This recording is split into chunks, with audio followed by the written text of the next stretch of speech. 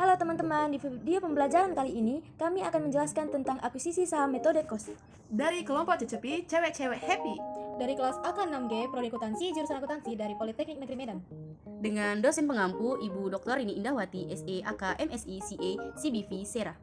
Dengan anggota Radela Pirena Ketaren, Widya Novitasari, Salsalina Beru Sendiri Milala, dan Nini Anggraini.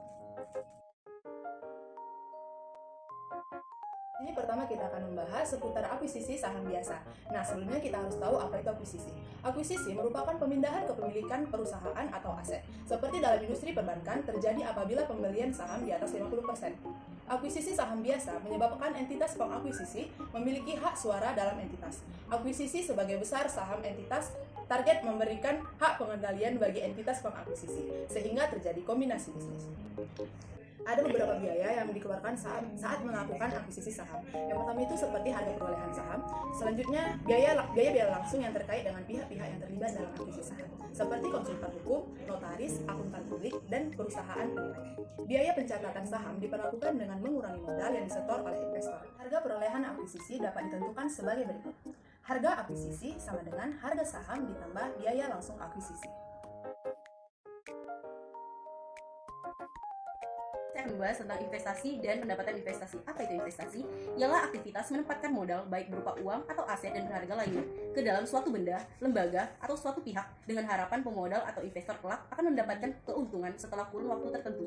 Berdasarkan metode biaya cost, investor mencatat investasinya pada perusahaan investi sebesar biaya perolehan atau cost. Investor mengakui penghasilan biayanya hanya sebatas dividen, kecuali dividen saham yang diterima dari investasi setelah tanggal perolehan.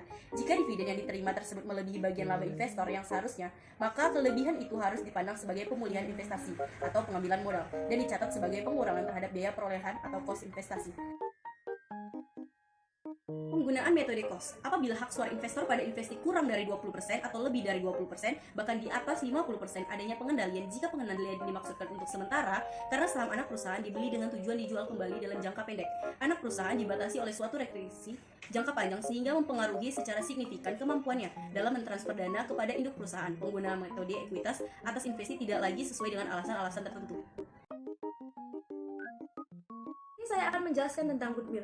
Goodwill merupakan selisih lebih harga akuisisi dengan nilai wajar ekuitas yang diakuisisi PSAK 22 menyatakan goodwill dialokasikan kepada pihak pengendali atau perusahaan dan kepentingan non-pengendali. Dengan demikian, nilai goodwill adalah selisih lebih dari penjumlahan harga ekuitas yang diakuisisi dan harga nilai wajar kepentingan non-pengendali dengan total nilai wajar kekayaan entitas yang diakuisisi. Harga ekuitas yang diakuisisi ditambah dengan harga wajar kepentingan non-pengendali, hasilnya yaitu total harga wajar yang dikurangi dengan total nilai wajar entitas yang diakuisisi, maka hasilnya yaitu goodwill.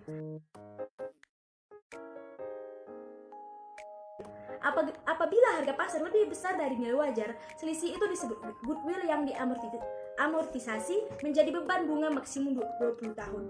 Apabila harga pasar lebih kecil dari nilai wajar, maka nilai wajar aset non moneter yang diakuisisi harus diturunkan secara proporsional sampai seluruh selisih tersebut dieliminasi. Apabila setelah nilai wajar tersebut diturunkan, ternyata masih terdapat selisih, maka selisih itu diakui sebagai goodwill negatif dan diberlakukan sebagai pendapatan yang ditangguhkan yang akan diamortisasi sepanjang umur goodwill. Contoh dari harga akuisisi. Bisa kita lihat sendiri contoh soalnya seperti apa.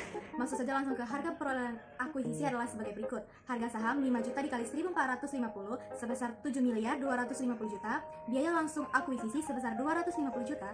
Total dari harga akuisisi adalah sebesar 7 miliar 500 juta. Pencatatan tanggal 1 Januari 2020. Investasi dalam saham biasa sebesar 7 miliar 500 juta. Beban-beban sebesar 20 juta.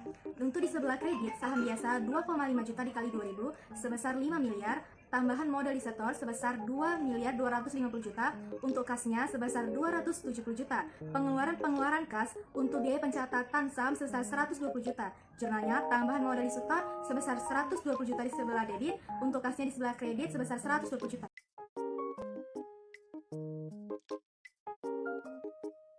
Berikut ini adalah neraca PT Jaya Bakti tanggal 1 Januari 2020. Untuk Untuk total kekayaan yang diperoleh akibat akuisisi sebesar 6 miliar 160 juta. Untuk total penilaian neraca berdasarkan nilai wajar sebesar 530 juta. Itu disebut keterangannya under value. Untuk alokasi selisih investasi, untuk goodwill-nya totalnya sebesar 810 juta. Terima kasih sudah menonton. Semoga video pembelajaran ini bermanfaat. Dadah, see you next time.